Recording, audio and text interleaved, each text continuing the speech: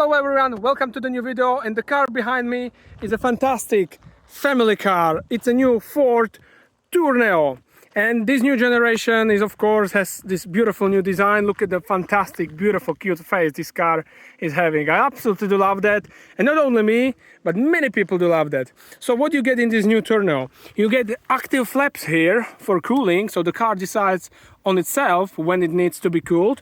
They are also here, they are in both of these openings. You have a small air curtain here for aerodynamics. These are fog lights, halogen headlights, and LED daytime running lights. Pretty cool, and they are connected with this chrome bit. So really, really lovely. Then we go here from the side. So you have these beautiful Ford wheels with the tire of 215/55 R17. Decent amount of caster at the front for good cornering, which they've really done a really good thing in terms of driving. Now let's have a look into the interior, which is incredibly practical, as you would expect in a van, right? So you have quite a nice design as well. The car was co-developed with Volkswagen, but of course this is a Ford design. But in terms of practicality, look at this. So you have this huge storage area here, another one here in front of the passenger. Then we go into the center. So you have a charging dock here. You have USB-C, USB-A for charging, and then two spaces for the key, two cup holders, another big space here, a small armrest, as you can see, and also a really big space here in the door bin, and another small one in the door handle. The great thing from terms of practicality for the family is that both of these side doors are sliding doors, so that gives you fantastically big opening and incredibly good access if you need to work around your children and put the child seat inside, and you have these opened anchor points here. So yeah, that's really, really cool. And they can also charge their devices in here. Look, so that is pretty cool. I really do love this bit of practicality about it. Maybe the only thing I'm missing is that you cannot move this bench like in some Honda cars, for example. Well, okay, and now let's have a look from the rear. So this is the design from the rear. I really do love the combo of the wide roof, green metallic, and look at how vertical the rear is. So right, and now let's have a look also in the boot, which overcame a really big improvement. It now has 570 liters. I think it was around 67% improvement in boot capacity. So really, really good. And you have also these practical storage areas here in the boot on the sides. This one you can also open. Yeah, so really, really nice and practical boot with a very low edge for putting things in and out. And this massive fifth door, in the rainy weather, they can save you and they can be a little bit of a shelter, yeah, in the rain. And all of this car for around 28,000 in this top spec, as you see it here. Also, another thing I want to mention is that this car, it has a classical torsion bar, as you can maybe see. I hope you can see. Yeah, but what I really like is the geometry and what they've done for the car to be really nice to drive, as I will tell you in the driving part. So you have negative cambers at both axles and a very typical bigger one at the rear with the toe out. So a really good setup for handling, and this car really handles nicely. So yeah, I mean, that would be about it to the walk around of the Ford Tourneo. And now let's go and have a look about how it drives. Well, hello and welcome in the Ford Tourneo family van, the new generation of the car. And it's a pretty good one, really. You're gonna find out as we speak now. Maybe let me just talk you through the interior and some options that this car has. But let me first start the car. And the first thing I like, the power start and stop button here, just straight ahead of you. No looking, no searching for it, just here. You can see it very clearly. I love it. All right, so the equipments, well, the options for the car.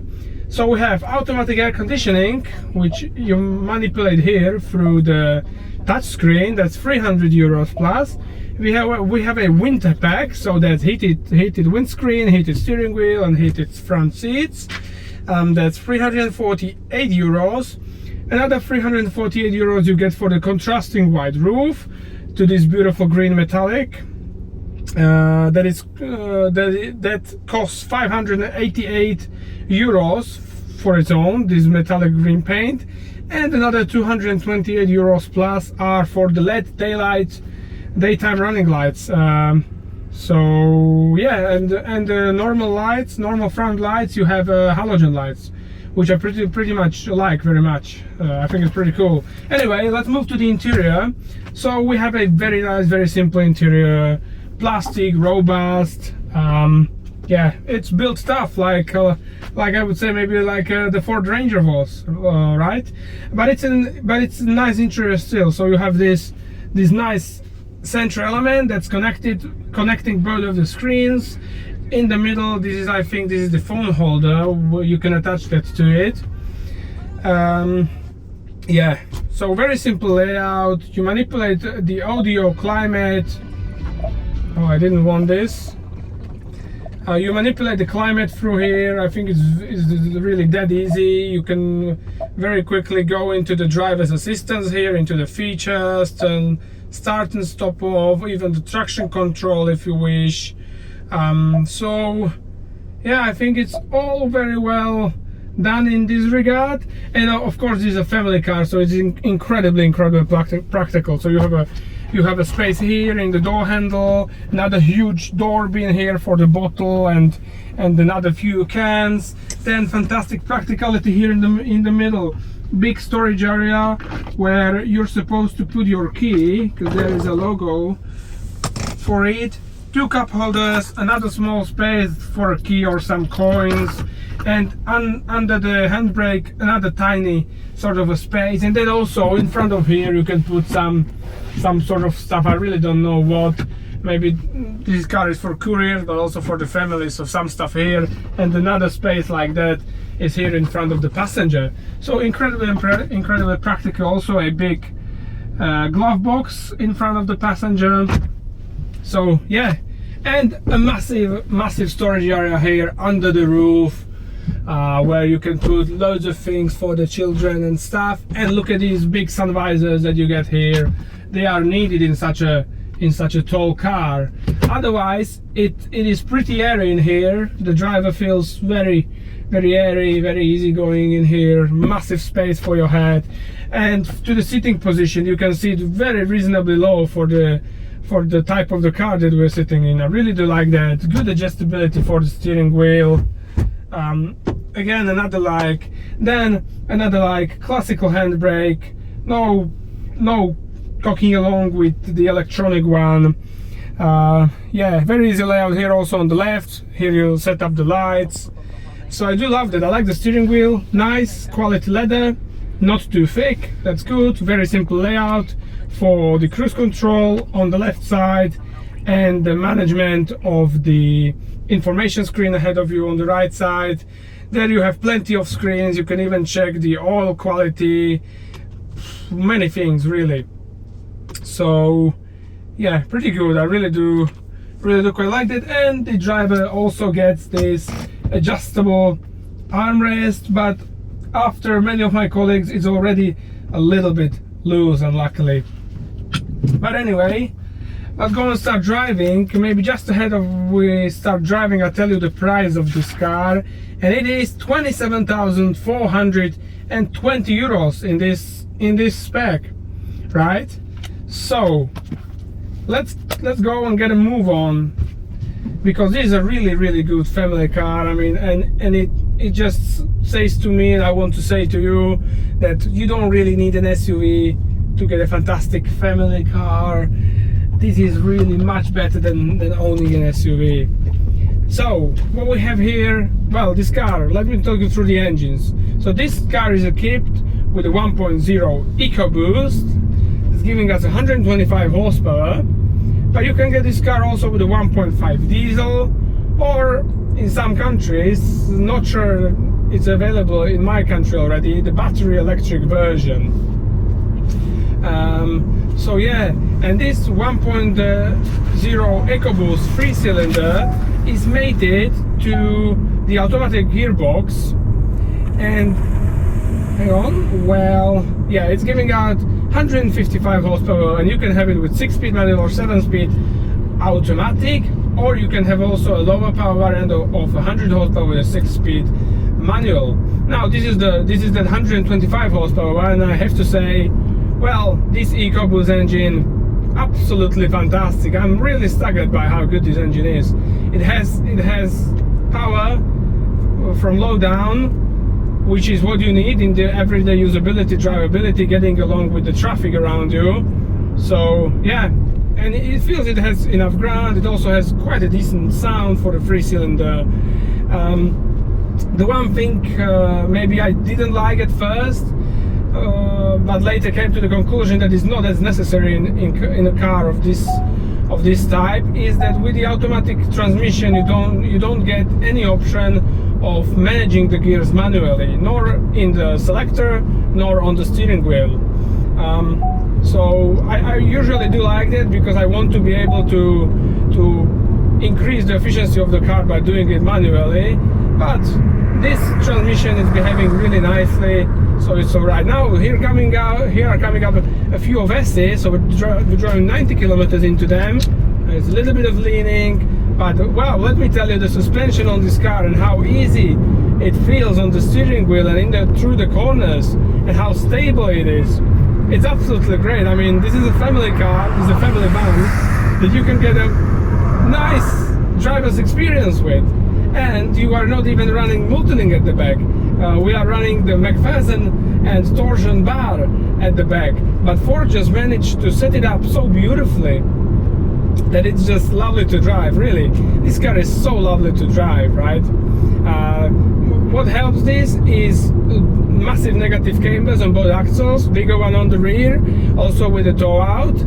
So it is very usual also from my other reviews of other cars. This is a very usual setup of the cars that are very capable in the corners, and it's also like that in here. And in terms of the fuel efficiency, it's not bad either. So if I have a look at it now during the whole week, I have to be honest, I didn't go really far. Maybe I will towards the end of the week, but so far now 6.7, because I was standing at the same place as I was talking to you, but it was 6.6, so 6.5, 6.6 liters to 100 kilometers of average fuel economy, which I think is pretty good considering the size of the car, how big it is, right? In terms of how tall it is. So I think really good, but it's also down to the engine that has quite a lot of power for all scenarios. The gearbox is really good, it's behaving correctly. So yes, pretty good in this regard. And also it's a really fantastically looking car. They've managed the design to be really quirky, really creative. It looks fantastic with that wide roof. It also has a sort of a very cute face. If I look at the car, it's really cute, like some sort of an anime character.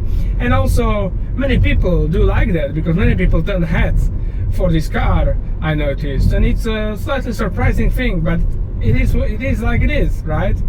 And also what was improved then is the practicality. So we have a bigger boot. I think it's around 570 liters, not exactly sure now.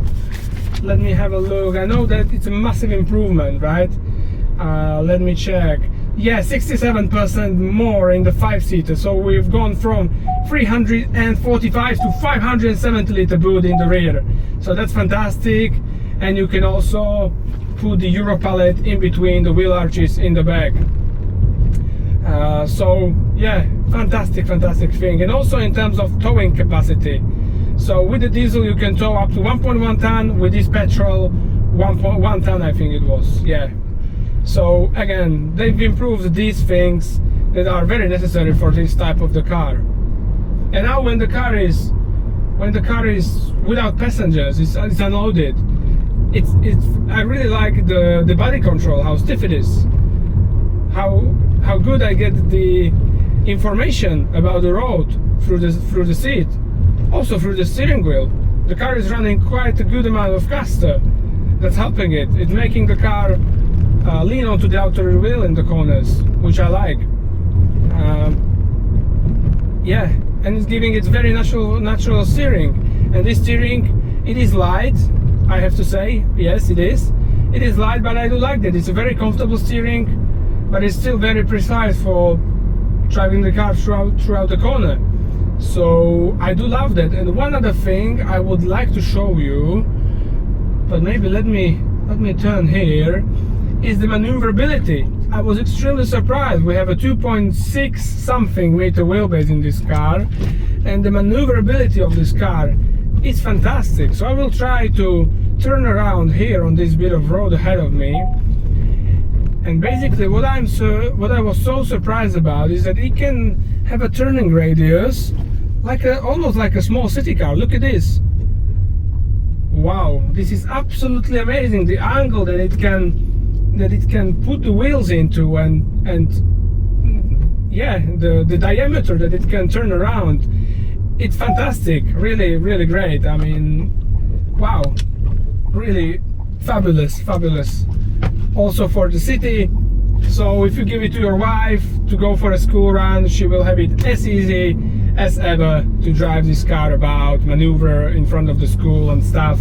So, well, yeah, I mean, this car is for me like making a question of why would you need an SUV? Why? You have this fantastic practicality which you do not get in an SUV, and it drives much better. And look what's ahead of us. That's the new Volkswagen Caddy.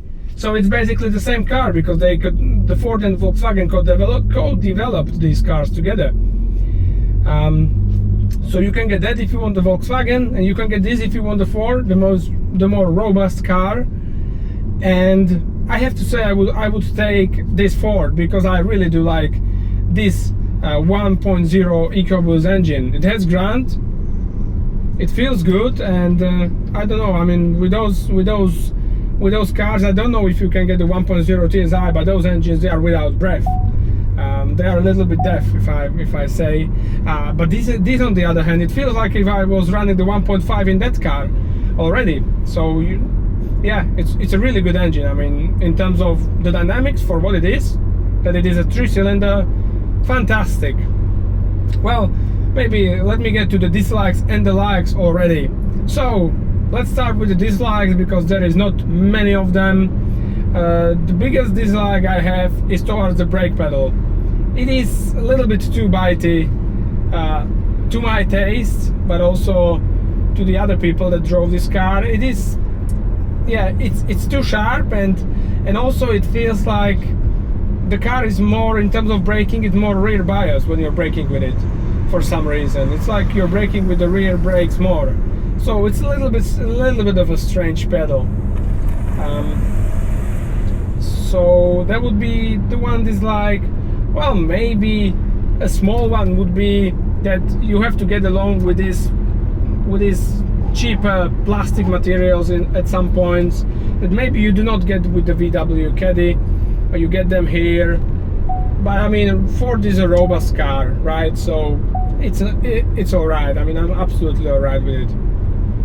But other than that, well, maybe I could also say the gearbox, I would like to have that option, but in the end conclusion, I don't really mind it. I mean, in this sort of a car, it's really relaxing to drive like this.